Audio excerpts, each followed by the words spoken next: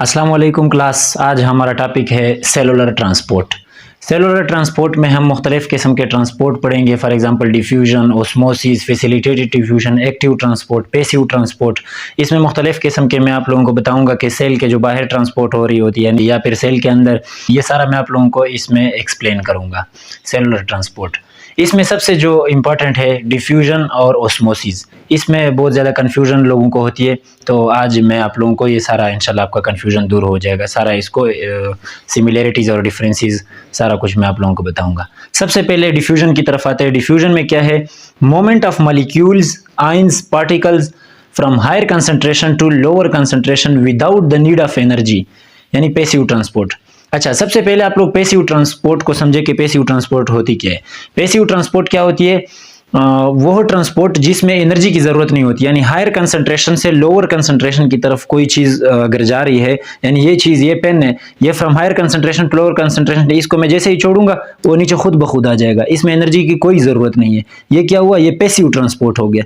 Active transport क्या है? अगर नीचे से मैं पेन को ऊपर लेकर जाऊंगा तो मैं इसमें एनर्जी लगा रहा हूँ, खुद नहीं जाएगा। इसको मैं छोड़ूंगा तो ये फिर नीचे गिर जाएगा। इसको एक्टिव ट्रांसपोर्ट कहते हैं। तो पैसिव ट्रांसपोर्ट का ये डिफ्यूजन पैसिव ट्रांसपोर्ट है असल में। और उसके बाद आप इस डिफ्यूजन को समझे कि डिफ्यूजन होती क्या है।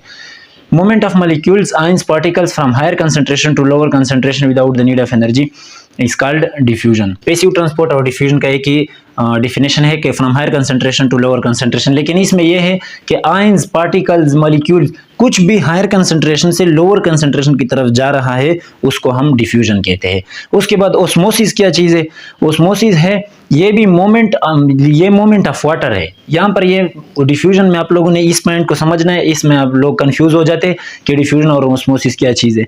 ओस्मोसिस में, डिफ्यूजन में मोमेंट ऑफ मॉलिक्यूल्स, आयंस, यानी कुछ किसी चीज़ का भी मोमेंट हो from higher concentration to lower, उसको डिफ्यूजन। लेकिन ओस्मोसिस में स्पेसिफिकेशन है सिर्फ water, only H2O from higher concentration to lower concentration, ये ओस्मोसिस है। ठीक है। Moment of water across semi permeable membrane from higher water potential to lower water potential। इसमें दो चीजें मस्ट है। एक सेमी परमिएबल मेम्ब्रेन का होना मस्ट है और एक वाटर का होना मस्ट है, यानी वाटर का हायर कंसंट्रेशन से लोअर कंसंट्रेशन। अब फॉर एग्जांपल इस पेन को मैं फेंक रहा हूँ, ये ओस्मोसिस नहीं है।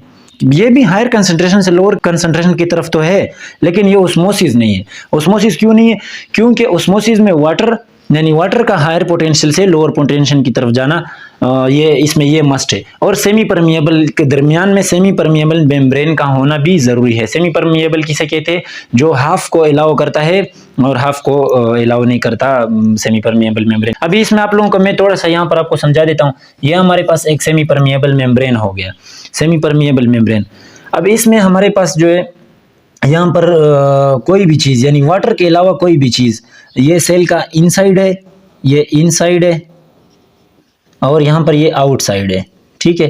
ये अब आउटसाइड से कोई भी चीज़ अंदर आ रही है, सेल के इस मेम्ब्रेन से कोई चीज़ अंदर आ रही है या सेल से बाहर जा रही है, कोई भी चीज़ वाटर के अलावा, मैं वाटर के अलावा बात कर रहा हूँ, विदाउट वाटर कोई भी चीज़ अंदर बाहर जा रही है। लेकिन उसका ये होना कि अगर बाहर कोई चीज़ ज़्यादा है, सेल में कम है, तो मतलब डिफ्यूजन या बाहर से हो रही है या अंदर से हो रही है, ये डिफ्यूजन है। लेकिन H2O स्पेसिफिक, H2O ये यहाँ पर ये जो मैंने आपको समझा दिया, ये डिफ्यूजन है। H2O जो है अगर बाहर ज्यादा है और इनसाइड H2O कम है, तो बाहर से जब अंदर आ रही है, दरमियान में एक सेमी परमिएबल मेम्ब्रेन है, ये फिर क्या हो गया? ओस्मोसिस हो गया। या फिर सेल के अंदर अगर ज्यादा है और बाहर कम है, तो सेल से अगर बाहर जा रहा है water across semi permeable membrane, तो ये भी ओस्मोसिस हो गया।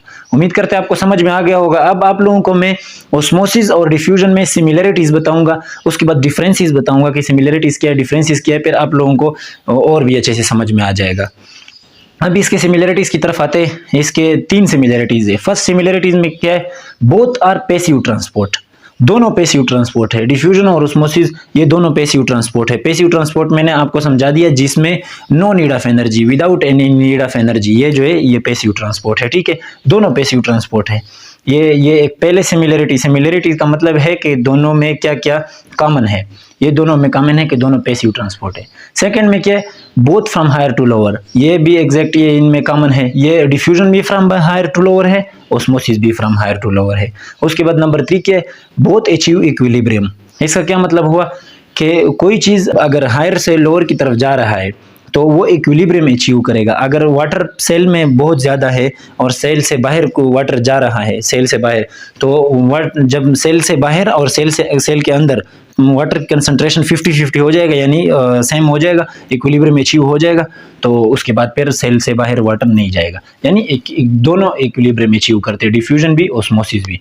उसके बाद इसमें डिफरेंसेस क्या है, दोनों में फ़र्क क्या है? डिफरेंसेस में यह है कि number 1, semi permeable membrane in osmosis must है। ऑस्मोसिस में सेमी परमिएबल मेम्ब्रेन, ये सेमी परमिएबल मेम्ब्रेन है, सेमी परमिएबल मेम्ब्रेन का होना मस्ट है ऑस्मोसिस में। डिफ्यूजन में मस्ट नहीं है, बेशक सेमी परमिएबल हो या ना हो, लेकिन ऑस्मोसिस में मस्ट है। उसके बाद number 2 difference, osmosis only water. मैंने आपको बता दिया कि ऑस्मोसिस में सिर्फ पानी का, ये वाटर का, H2O का from higher to lower across semi permeable membrane, ये सिर्फ ऑस्मोसिस में होता है। लेकिन डिफ्यूजन में क्या है, मॉलिक्यूल्स, एनीथिंग, कुछ भी हो सकता है डिफ्यूजन में। ये देखिए यहाँ पर आप लोगों को तीसरे में है diffusion, ions, particles, molecules, ETC, कुछ भी हो सकता है फ्रॉम हायर टू लोअर, ये हमारे पास है डिफ्यूजन का। उसके बाद उम्मीद करते हैं आप लोगों को डिफ्यूजन और ऑस्मोसिस का सही से समझ में आ गया होगा। उसके बाद फैसिलिटेटेड डिफ्यूजन की तरफ आते हैं। फैसिलिटेटेड डिफ्यूजन क्या है? ये टाइप ऑफ डिफ्यूजन है, ये भी हमारे पास फ्रॉम हायर टू लोअर, यानी ये टाइप ऑफ डिफ्यूजन है from higher to lower concentration but with the help of special proteins that are known as carrier proteins और ट्रांसपोर्ट प्रोटीन्स। बट ये भी from higher concentration to lower concentration है, लेकिन इसमें with the help of special protein, special protein जो होते हैं, यहाँ पर मैं आप लोगों को इसका समझा देता हूँ। ये हमारे पास सेमी परमिएबल मेम्ब्रेन है। सेमी परमिएबल मेम्ब्रेन ये लिपिड बाइलेयर है, इसके दरमियान में प्रोटीन्स एम्बेडेड होते हैं, ऐसे करके। ये मैं आप लोगों को रेड पेन से शो कर देता हूँ ताकि नजर आए। ये ऐसे करके एम्बेडेड होते हैं प्रोटीन, ऐसे एम्बेडेड होती है प्रोटीन इसमें। ये जो है ना, इसको क्या कहते हैं, कैरियर प्रोटीन या ट्रांसपोर्ट प्रोटीन। इसको कैरियर प्रोटीन या ट्रांसपोर्ट प्रोटीन कहते हैं। अब अगर किसी चीज़ ने अंदर आना है, फॉर एग्जांपल O2 है, O2 बाहर ज़्यादा है और सेल के अंदर कम है, तो O2 जो है वो यहाँ पर इस कैरियर प्रोटीन के यहाँ पर अटैच हो जाएगा। ये जो कैरियर प्रोटीन है ये ऐसे मूव करते हैं, ऐसे, ये जो साइड है इसका ये ऊपर आ जाता है और ये जो साइड है इसका ये नीचे चला जाता है, यानी ये जो साइड है, जो आउटसाइड था वो इनसाइड हो जाता है, जो इनसाइड था वो आउटसाइड हो जाता है। तो जो O2 इसके साथ अटैच हुआ था वो यहाँ पर इसके अंदर आ जाता है, यानी सेल के अंदर O2 आ जाता है। ऐसे अगर कोई चीज़ बाहर जाना होता है वो इसके साथ अटैच हो जाता है। जब ये ऐसे मूव करता है, यानी ऐसे रोटेट करता है ऐसे, तो फिर ये जो किसी चीज़ इसने बाहर जाना है ये इससे ऐसे करके बाहर चला जाता है, यानी ये ट्रांसपोर्ट प्रोटीन के ये फैसिलिटेटेड डिफ्यूजन आप लोगों को एक्स्ट्रा डिटेल में मैंने आपको समझा दिया कि type of diffusion from higher concentration to lower concentration with the help of special protein which is known as carrier protein और ट्रांसपोर्ट प्रोटीन। ये जो मैंने आपको समझा दिया, कैरियर प्रोटीन या ट्रांसपोर्ट प्रोटीन के जरिए से from higher concentration to lower concentration जो ट्रांसपोर्ट हो रही होती है उसको क्या कहते हैं, फैसिलिटेटेड डिफ्यूजन। तो उम्मीद करते हैं आप लोगों को समझ में आ गया होगा। अब एक्टिव ट्रांसपोर्ट। एक्टिव ट्रांसपोर्ट क्या चीज़ है? Active transport movement of molecule from lower concentration to higher concentration which need energy in the form of ATP। जो मैंने आपको स्टार्ट में समझा दिया था कि अब लोअर कंसंट्रेशन यानी नीचे से जब ऊपर कोई चीज़ हमने भेजनी होती है, यानी कि कोई चीज़ नीचे से ऊपर जा रही होती है, उसमें एनर्जी लगती है। इसलिए फ्रॉम लोअर कंसंट्रेशन से higher concentration which need energy in the form of ATP की फॉर्म में इसको एनर्जी चाहिए होती है, इसलिए इसको एक्टिव ट्रांसपोर्ट कहा जाता है। इसका एग्जांपल क्या है? Sodium potassium pump. For example हमारे पास है जो K है वो बाहर कम है और अंदर ज़्यादा है, यानी इसका कंसंट्रेशन अंदर ज़्यादा है और बाहर कम है, सेल के बाहर कम है। तो इसको जब हम इस पार्टिकल को यानी इस एलिमेंट को जब हम अंदर लेकर आएंगे तो इस पे हमारे पास क्या लगेगा? इन द फॉर्म ऑफ ATP हमसे एनर्जी लगेगी। इसको हम जब अंदर लेकर आएंगे सेमी परमिएबल के थ्रू तो एनर्जी लगेगी, इसको क्या कहते हैं? एक्टिव ट्रांसपोर्ट कहेंगे। ऐसे जो Na है वो बाहर ज़्यादा है, Na अंदर कम है, तो अंदर से जब हम इसको बाहर भेजेंगे तो हमारे से एनर्जी लगेगी। लोअर कंसंट्रेशन से हायर कंसंट्रेशन की तरफ हम इसको भेज रहे हैं तो ATP लगेगी हमारी, इसलिए इसको एक्टिव ट्रांसपोर्ट कहा जाता है, यानी हमारी एनर्जी लगी है इसको एक्टिव ट्रांसपोर्ट। और पैसिव ट्रांसपोर्ट में एनर्जी की कोई ज़रूरत नहीं होती। तो उम्मीद करते हैं आपको डिफ्यूजन, ऑस्मोसिस और सिमिलरिटीज़ और इसके differences, facilitated diffusion, active transport आपको इंशाल्लाह सारा समझ में आ गया होगा।